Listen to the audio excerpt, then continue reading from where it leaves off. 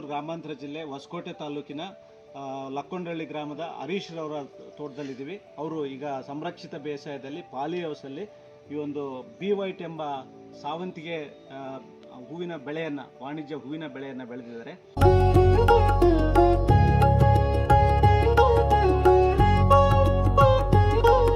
So Harish ಅವರೇ, ಈಗ ನೀವು ಈ ಬಿ ವೈಟನ್ನು ಯಾವ ರೀತಿ ನಾವು ಬೇಸಾಯ ಮಾಡಬೇಕಾಗುತ್ತೆ ಈ ಒಂದು ಪಾಲಿ ಮನೆಯಲ್ಲಿ, ಅಥವಾ ಇದನ್ನು ಹೊರಗಡೆನೂ ಸಹ ಹೊರಗಡೆ ಓಪನ್ ಕಂಡೀಷನಲ್ಲೂ ಸಹ ಈ ಬಿ ವೈಟ್ನ ಬೆಳಿಬೋದಾ, ಮತ್ತು ಅಲ್ಲೂ ಬೆಳೆಯೋದಕ್ಕೂ ಮತ್ತು ಈ ಬೆಳೆನ ಇಲ್ಲಿ ಬೆಳೆಯೋದಕ್ಕೂ ವ್ಯತ್ಯಾಸ ಏನು, ಮತ್ತು ಯಾವ ತಿಂಗಳಲ್ಲಿ ಇದನ್ನು ನಾಟಿ ಮಾಡಬೇಕು, ಅಥವಾ ಈ ಹೂವು ಬರೋದು ಯಾವ ಮಾರುಕಟ್ಟೆ ಒಂದು ಹೆಚ್ಚಿನ ಒಂದು ಡಿಮ್ಯಾಂಡ್ ಇರ್ತದೆ? ಫೆಬ್ರವರಿ ಮಾರ್ಚಲ್ಲಿ ಹಾಕ್ಕೊಂಡ್ರೆ ಹಬ್ಬಗಳು ವರಮಹಾಲಕ್ಷ್ಮಿ ಹಬ್ಬಕ್ಕೆ ಸೂಕ್ತವಾದ ಬೆಳೆ ಸಿಗುತ್ತೆ.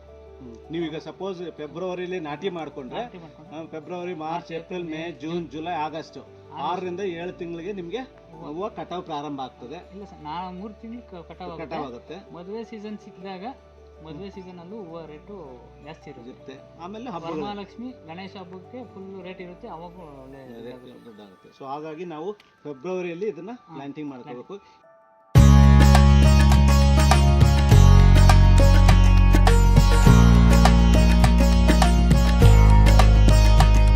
ಇದರ ಸಸಿ ಎಲ್ಲಿ ಸಿಗ್ತವೆ, ಎಲ್ಲಿಂದ ತಂದ್ರೆ ನೀವು? ಸರಿ ಇದು ಕಲ್ಕತ್ತಾ ಕಟಿಂಗ್ ಟಿಶ್ಯೂ ಕಲ್ಚರ್ದು ಅಂದ್ರೆ ಅಂಗಾಂಶ ಕೃಷಿಯಿಂದ ಮಾಡಿರ್ತಕ್ಕಂಥ ಕಟಿಂಗ್ಸ್ ಅಲ್ಲಿ ಪ್ರೋಟ್ರೇನ್ ಅಲ್ಲಿ ತರಿಸ್ಕೊಡ್ತಾರೆ. ಒಂದು ಸಸಿಗೆ ಎಷ್ಟು ಬೀಳ್ತದೆ? ಒಂದು ಸಸಿಗೆ 2ರಿಂದ 2.5 ರೂಪಾಯಿ ಬೀಳುತ್ತೆ. ಒಂದು ಎಕರೆಗೆ ಎಷ್ಟು ಸಸಿ ತರಬೇಕು? ಒಂದು ಎಕರೆಗೆ 15ರಿಂದ 16 ಸಾವಿರ. 16 ಸಾವಿರ ಸಸಿಗಳನ್ನು ಒಂದು ಎಕರೆಗೆ ಪಾಲಿಯ ಮನೆಯಲ್ಲಿ ಇದನ್ನ ಕೂರಿಸಬಹುದು. ಇದು ಅಷ್ಟೇ ಏರು ಮಾಡಿ ಮಾಡಬೇಕು. ಇದು 2 ಸಾಲು ನಾಟಿ ಮಾಡ್ತೀರಾ? 2 ಸಾಲು ನಾಟಿ, ಬೆಡ್ಡಿಂದ ಬೆಡ್ಗೆ 5 ಅಡಿ, ಸೇಮ್ 5 ಅಡಿ ಅಂತರ, ಮತ್ತೆ ಬೆಡ್ ಅಲ್ಲೇನೆ 2 ಸಾಲಿಗೆ 2 ಸಾಲಲ್ಲಿ 2 ಅಡಿ 1.5 ಅಡಿ 1.5 ಅಡಿ ಅಂತರದಲ್ಲಿ ಸಸಿಯಿಂದ ಸಸಿ 1 ಅಡಿ ಅಂತರದಲ್ಲಿ ಇದನ್ನ ನಾಟಿ ಮಾಡಿದ್ದೀರಾ. ಮೊದಲಾಗಿ ಬೆಡ್ ಹಾಕಿ ಹಿಂಡಿಗಳು ಹಾಕಿ ಎಲ್ಲ ಚೆನ್ನಾಗಿ ಬೆಡ್ ಏರು ಮಡಿ ಮಾಡ್ಕೊಂಡು ಹಾಕಿದ್ವಿ ಸರ್. ಅದು ಹಾಕಿದಷ್ಟು ನಾವು ಭೂಮಿಗಳನ್ನ ಎಷ್ಟು ಸೇರಿಸ್ತೀವೋ, ಸಾವಯವ ಅಂಶವನ್ನ ಭೂಮಿಗೆ ಎಷ್ಟು ಸೇರಿಸ್ತೀವೋ ಅಷ್ಟು ನಮಗೆ ಸಮೃದ್ಧಿಯಾಗಿ ಬೆಳೆಯುತ್ತದೆ. ಹೌದು, ಬೆಳೆ ಬರ್ತಕ್ಕಂಥದ್ದು, ಮತ್ತೆ ಮಣ್ಣು ಅಷ್ಟೇ ಆರೋಗ್ಯವಾಗಿರ್ತಕ್ಕಂಥದ್ದು. ಸೊ ಹಾಗಾಗಿ ಇಲ್ಲೂ ಸಹ ಹೆಚ್ಚಿಗೆ ನೀವು ಸಾವಯವ ಗೊಬ್ಬರಗಳು, ನೀವು ತಿಪ್ಪೆ ಗೊಬ್ಬರದಿಂದ ಹಿಡಿದು, ಬೇವಿನ ಹಿಂಡಿಯಿಂದ ಹಿಡಿದು, ಹೊಂಗೆ ಹಿಂಡಿಯಿಂದ ಹಿಡಿದು, ಜೊತೆಗೆ ಜೀವಾಣುಗಳು, ಸೂಕ್ಷ್ಮ ಜೀವಿಗಳು, ಟ್ರೈಕೋಡರ್ಮಾ, ಸೂಡೋಮೋನಾಸ್, AMC ಈ ಥರದ್ದೆಲ್ಲವನ್ನೂ ಸಹ ಅದನ್ನು ಪುಷ್ಟೀಕರಿಸಿ ಗೊಬ್ಬರಗಳನ್ನು ಇಲ್ಲಿ ಹಾಕ್ತೀರಾ. ಓಕೆ, ಇದು ನಾಟಿ ಮಾಡಿ 2 ತಿಂಗಳು 2.5 ತಿಂಗಳಿಗೆ ಹೂವು ಪ್ರಾರಂಭ ಆಗುತ್ತೆ. 25ರಿಂದ 30 ಕಟಾವು ಮಾಡ್ತೀವಿ ಸರ್. ಇದು ಬೆಳೆಯಲ್ಲಿ ಒಂದು ಬೆಳೆಗೆ ಬಂದ ನಾಟಿ ಮಾಡಿದ್ಮೇಲೆ 25ರಿಂದ 30 ಕಟಾವು ಬೀಡು ಅಂತ ಹೇಳ್ತೀರಿ, ಅಥವಾ 35 ಸರಿ ನೀವು ಕಟಾವು ಮಾಡ್ತೀರಾ? ಇದು ಎಷ್ಟು ದಿನಕ್ಕೆ ಒಂದ್ಸರಿ ಕಟಾವು ಮಾಡ್ತೀರಾ? ಇದು 5 ದಿವಸಕ್ಕೆ ಒಂದ್ಸರಿ ಸರ್. ಒಂದು ಕ್ರಾಪ್ ಒಂದ್ಸರಿ ಕಟ್ ಮಾಡ್ಕೊಂಡು ಪ್ರಾರಂಭ ಆದ್ರೆ ಹಂತ ಹಂತವಾಗಿ 5 ದಿನಕ್ಕೆ ಮಾಡ್ಕೊಂಡು ಹೋಗ್ತಿದ್ರೆ ಮತ್ತೆ ಆ ಕಡೆ ಬರ್ತಾ ಇರ್ತದೆ, ಮತ್ತೆ ಹಿಂಗೆ ಮುಂದುವರ್ಸ್ಕೊಂಡು ಹೋಗೋದು. Okay okay okay. ಇದು ಹೊರಗಡೆಗೆ ಪಾಲಿ ಮನೆಗೆ ವ್ಯತ್ಯಾಸ ಅಂತಂದ್ರೆ, ಹೊರಗಡೆ ಮಳೆ ಬಂದರೆ ತೊಂದರೆ, ಹೂವು ಮಾರ್ಕೆಟಲ್ಲಿ ಡೌನ್ ಆಗುತ್ತೆ, ಕ್ವಾಲಿಟಿನೂ ಬರಲ್ಲ. ಮಾರ್ಕೆಟಲ್ಲಿ ಮಳೆ ನೀರು ಇತ್ತು ಅಂತಂದ್ರೆ ಮಾರ್ಕೆಟಲ್ಲಿ ರೇಟು ಕಮ್ಮಿ ಆಗುತ್ತೆ. ಈ ಹೂವಿನ ಸೆಂಟ್ರಲ್ ನೀರು ತೇವದಲ್ಲಿ ಏನಾದ್ರು ತೇವಾಂಶ ಅಥವಾ ಮಳೆ ನೀರು ನಿಂತ್ಕೊಳ್ತು ಅಂದ್ರೆ ನಾವು ಏನು ಹೇಳ್ತೀವಿ, ಬ್ಲೈಟ್ ಅಂತೀವಿ, ಫ್ಲೋರಲ್ ಬ್ಲೈಟ್ ಅಂತ ಹೇಳ್ತೀವಿ, ಫ್ಲವರ್ ಬ್ಲೈಟ್.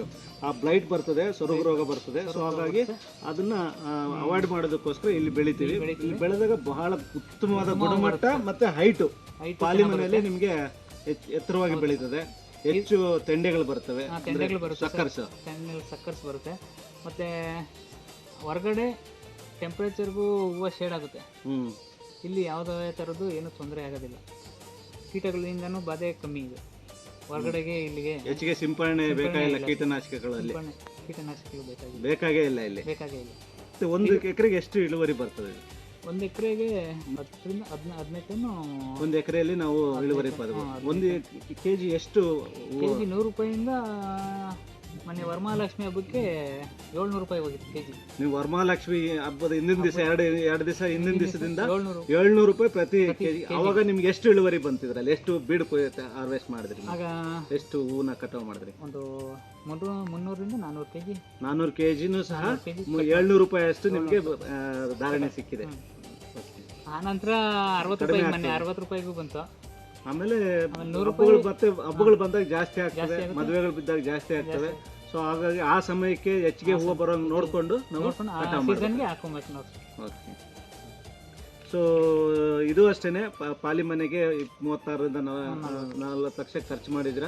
ಇದನ್ನು ಸಹ ನಿಮ್ಗೊಂದು 3 ವರ್ಷ ನಂತರ ನಿಮಗೆ ಖರ್ಚು ಹೋಗಿ ಮತ್ತೆ ಉಳಿತಾಯ ಪ್ರಾರಂಭ ಆಗ್ತಕ್ಕಂಥದ್ದು. ನೀವು ಖರ್ಚು ಮಾಡಿದ್ದು ನಿಮಗೆ ಅದನ್ನ ಬಂದು ಆಮೇಲೆ ನಿಮ್ಗೆ ಏನು ಆಗುತ್ತೆ ತದನಂತರ 4 ವರ್ಷದ ನಂತರ ಏನು ಬರ್ತದೆ ಅದಕ್ಕೆ ನಿಮ್ಗೆ ಸ್ವಲ್ಪ ಲಾಭ ಆಯ್ತು.